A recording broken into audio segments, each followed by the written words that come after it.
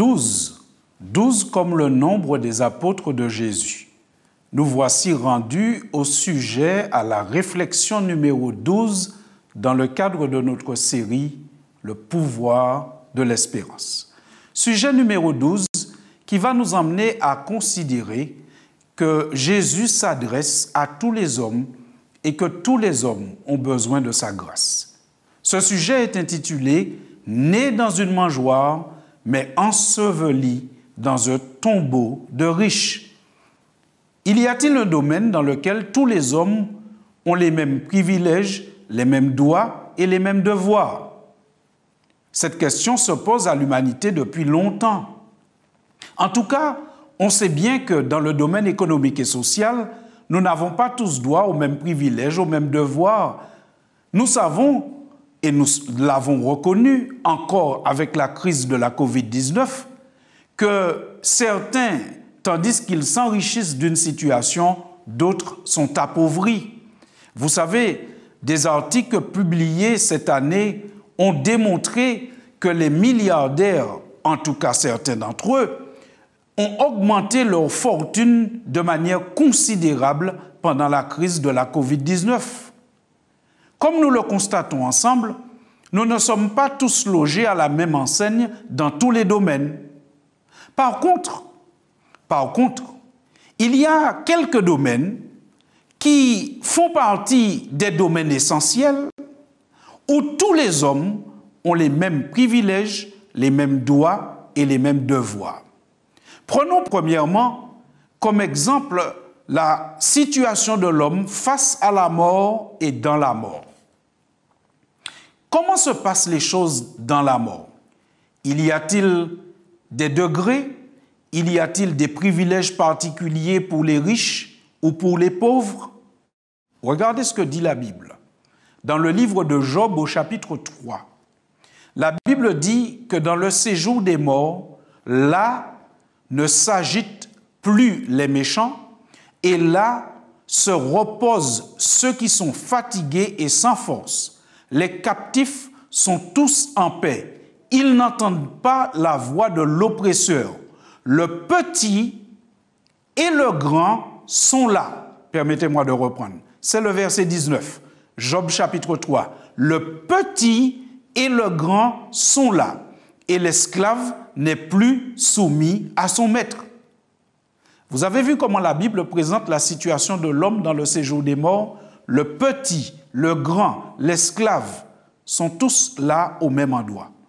Même si la taille et l'élégance de nos cercueils ou de nos tombeaux diffèrent, devant la mort, nous sommes tous égaux.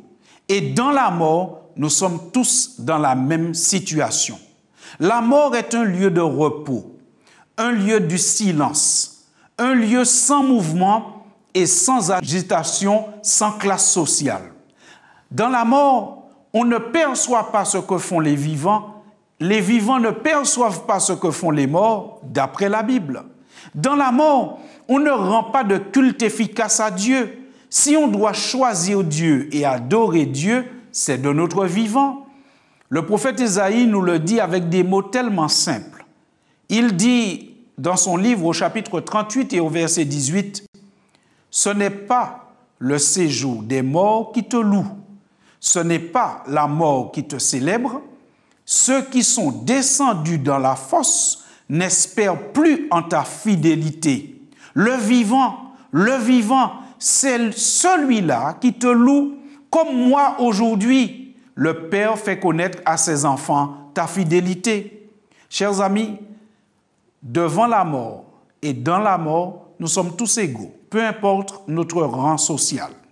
C'est maintenant, c'est de notre vivant qu'il faut accepter Jésus et le servir et le célébrer.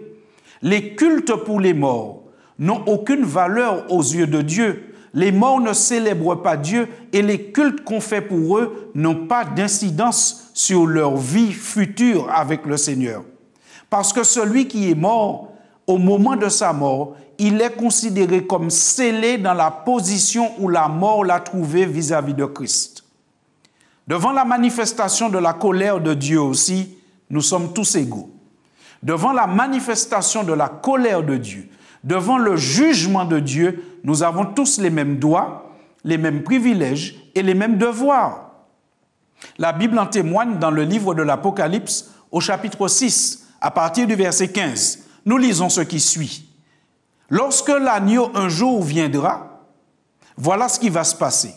Les rois de la terre, les grands, les chefs militaires, les riches, les puissants, tous les esclaves et les hommes libres se cachèrent dans les montagnes, dans les rochers des montagnes. Vous avez noté, parmi ceux qui se cachent, parmi ceux qui sont en pratique, il y a des gens de toutes les couches de la société. Et que disent-ils?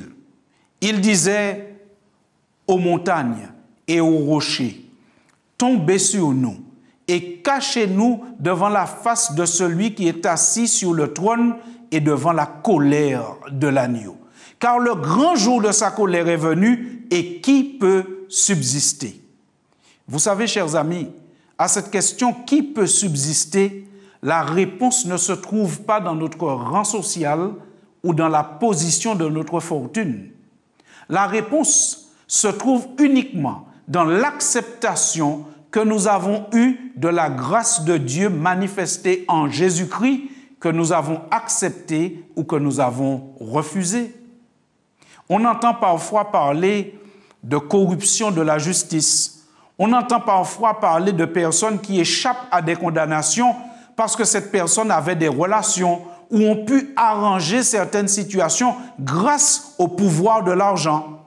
Mais concernant le jugement divin, il est impartial, juste et se fait sur la même base pour tous les humains, qu'ils soient riches ou pauvres, blancs ou noirs, hommes ou femmes, jeunes ou âgés.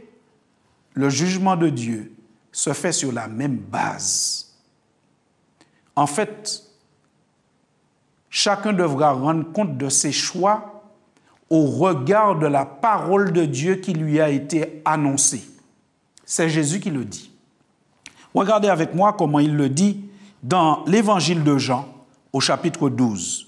Dans l'évangile de Jean au chapitre 12 au verset 47, Jésus dit « Si quelqu'un entend mes paroles et ne les garde point, ce n'est pas moi qui le juge, car je suis venu non pour juger le monde, mais pour sauver le monde. » Jésus a dit, si quelqu'un ne garde pas la parole qui lui a été annoncée, eh bien, c'est la parole qui va le juger. Mes chers amis, j'aimerais que nous puissions nous arrêter sur ce verset de Jean 12, 47. Parfois, nous voulons calquer notre pratique religieuse sur celle de nos ancêtres. Mais nos ancêtres ont-ils reçu les mêmes enseignements que nous?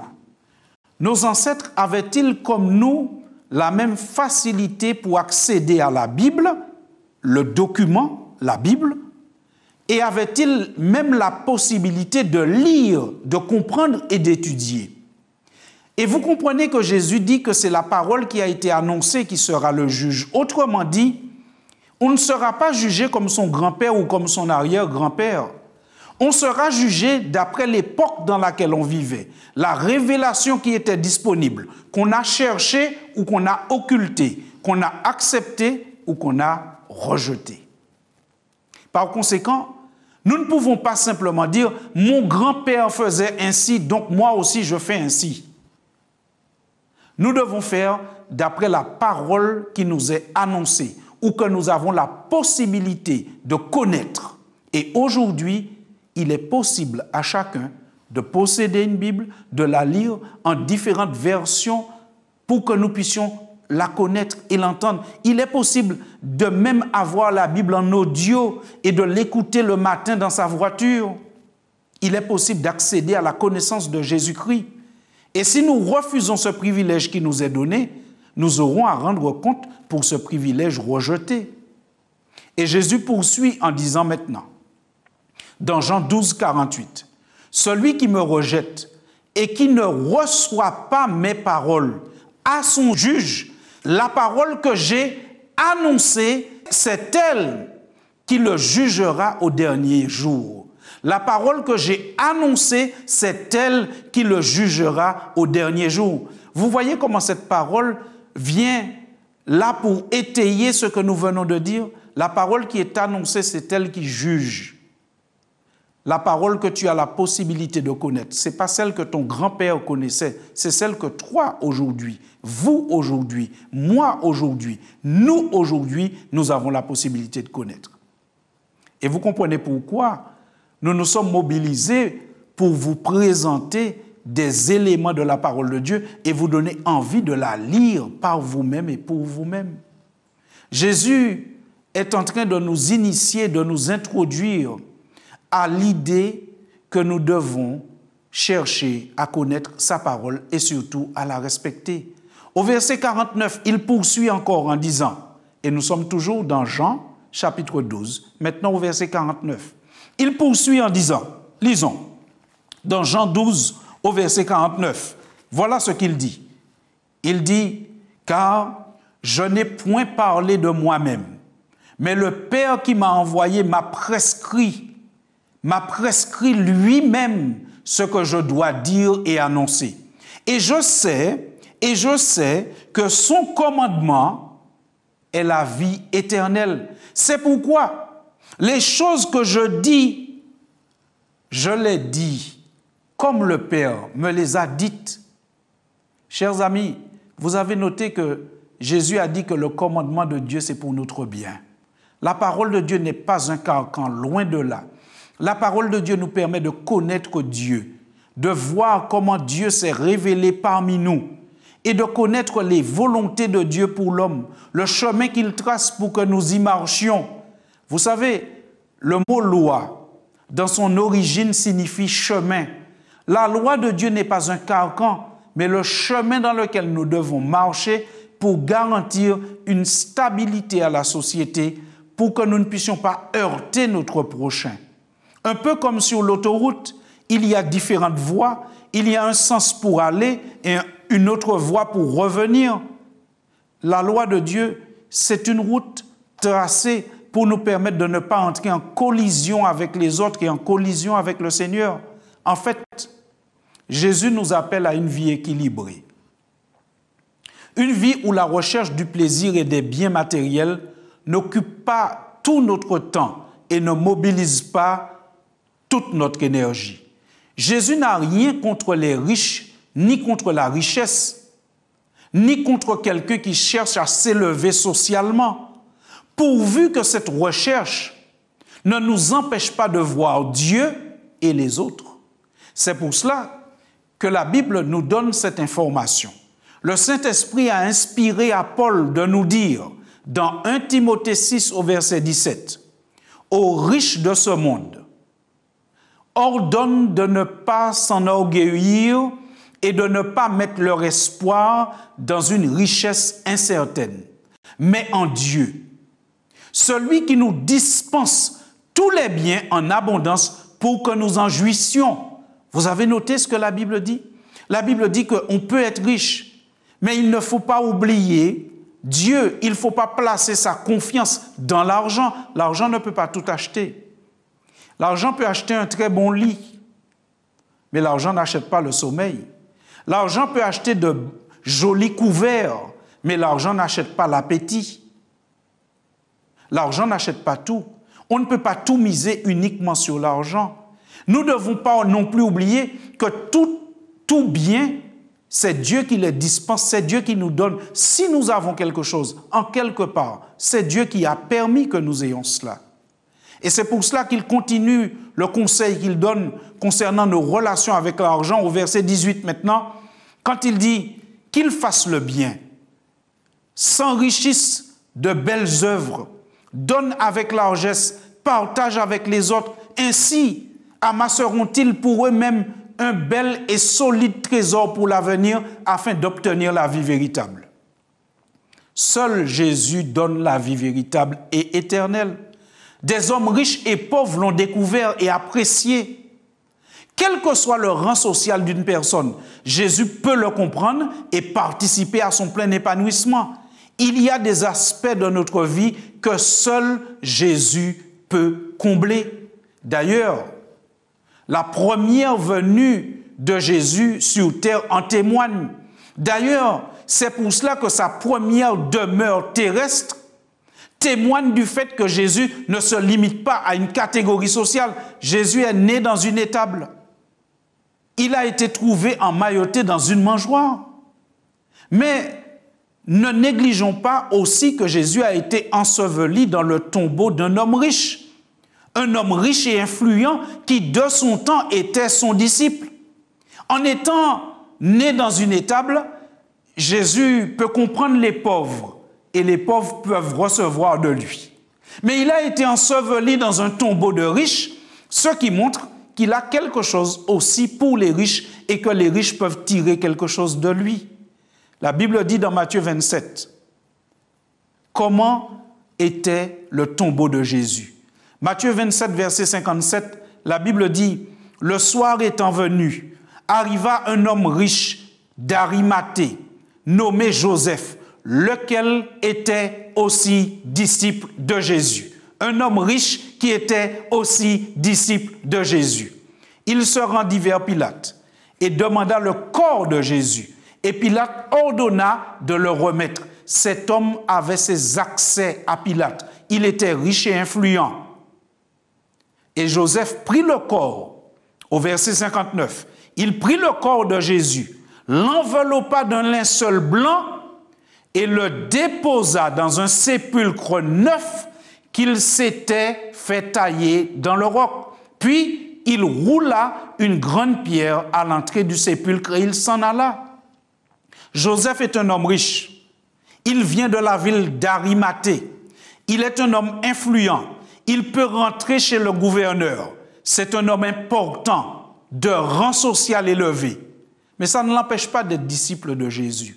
Parce qu'il reconnaît que tout ce que sa fortune et sa position sociale lui donnent, il y a quand même un manque que Jésus seul peut combler. Et il reconnaît Jésus comme sauveur et comme Seigneur. Il en témoigne publiquement en recevant Jésus dans un tombeau qu'il s'était fait préparer pour lui. Autrement dit, Joseph est l'exemple du riche qui est conscient de sa richesse, mais qui l'utilise pour Christ. Il donne à Jésus le tombeau neuf qu'il s'était fait préparer pour lui. Autrement dit, il n'est pas plus attaché à ses possessions et à son argent qu'à Jésus. Jésus seul sauve. Jésus seul nous sauve. Et nous devons, riches ou pauvres, comprendre cela et nous dire que nul n'est trop pauvre ou trop riche pour passer du temps avec Jésus. Nul n'est trop pauvre ou trop riche pour avoir besoin de Jésus. Et nul n'est trop pauvre ou trop riche pour que Jésus s'occupe de combler ses besoins. Qui que vous soyez, quel que soit votre rang social, Jésus est mort pour vous. Il est né dans une étable, mais a été enseveli dans un tombeau de riches. Jésus, de par son ministère, s'est intéressé à toutes les couches de la société. Les hommes, les femmes, les enfants, les riches et les pauvres. Donc, Jésus a une place pour vous. Prenez-la. Prions ensemble. Seigneur, merci pour Jésus, un sauveur inclusif, un sauveur impartial. Et nous maintenant, cette grâce nous est donnée de l'accepter pour vivre avec lui maintenant et dans l'éternité. Et nous te disons ensemble, oui Seigneur, j'ai besoin de toi. Reconnaissons ensemble que nous avons besoin de Jésus et que certains aspects de notre vie ne peuvent être amenés à satisfaction que par Jésus. Oui Jésus, prends possession de nos vies.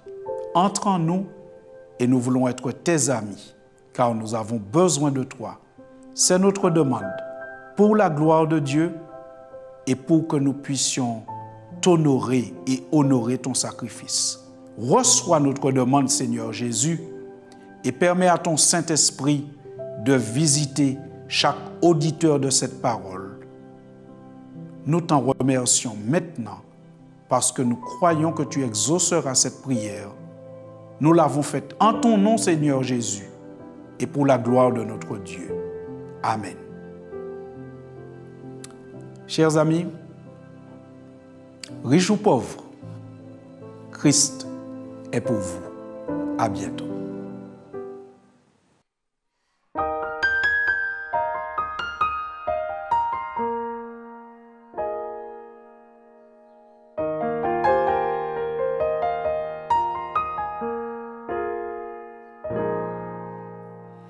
Quand seul devant les troubles qui détruisent tous tes rêves, bien que Satan par ses plans cruels brise tous tes espoirs, tu ressens toi le besoin de t'abandonner au monde, mais ne laisse pas celui qui t'a semblé disparaître.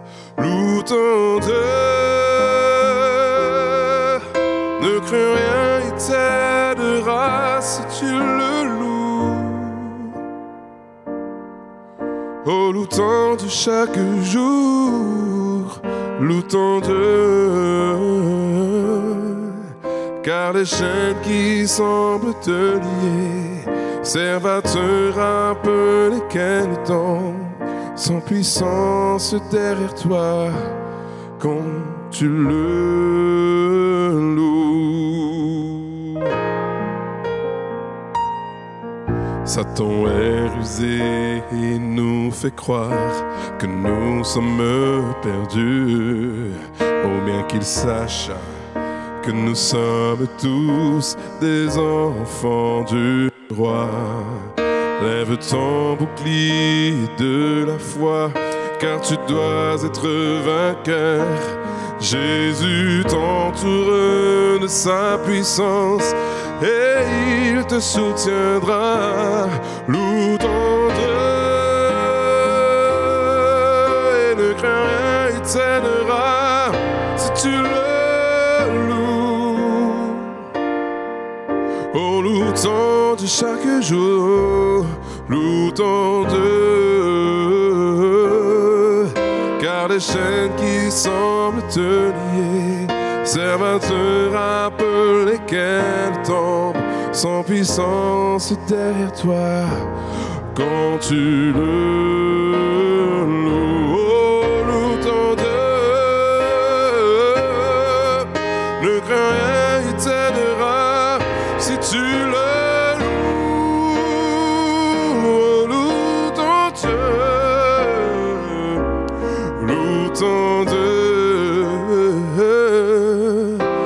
les chaînes qui semblent te lier servent à te rappeler qu'elle tombe sans puissance derrière toi quand tu le loues, quand tu le loues, quand tu le loues, oh, quand tu loues ton Dieu. Quand tu loues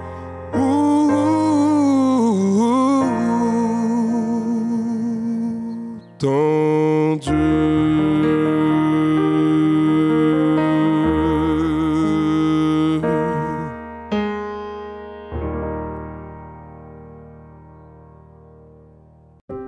Appelez le 08 05 288 389 chaque jour de 9h à 21h.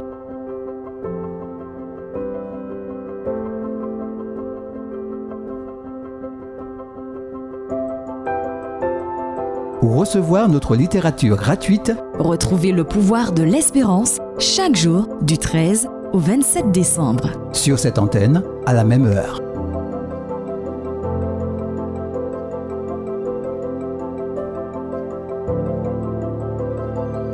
Vous avez apprécié cette émission? Visitez-nous au www.lepouvoirdelespérance.org.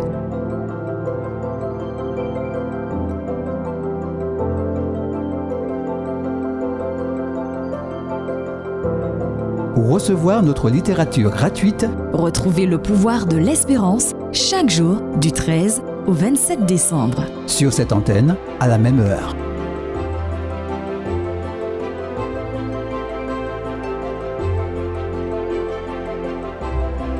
Appelez le 08 05 288 389 chaque jour de 9h à 21h.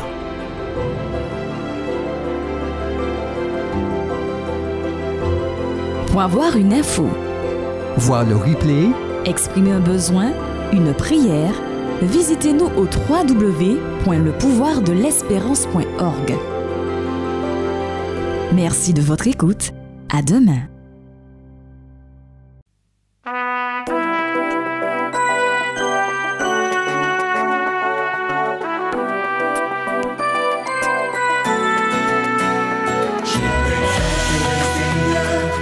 Tu m'as relevé, tu m'as redonné la force d'espérer en des cris de joie.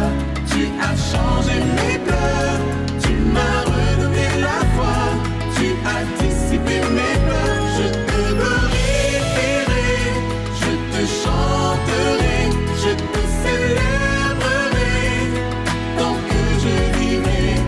Tu m'as donné tous ces croix. Des jours meilleurs, oui, tu as mis en moi le pouvoir de l'espérance. Je te glorifierai, je te chanterai, je te célébrerai tant que je vivrai. Tu m'as donné tous ces croix en des jours meilleurs, oui, tu as mis en moi.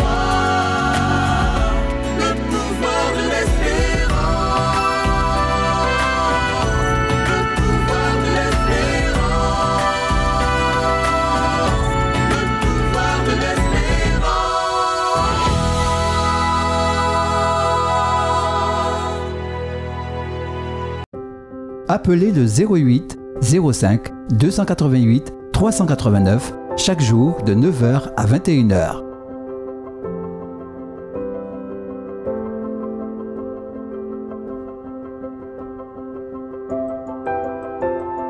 Pour recevoir notre littérature gratuite, Retrouvez le pouvoir de l'espérance chaque jour du 13 au 27 décembre. sur cette antenne, à la même heure.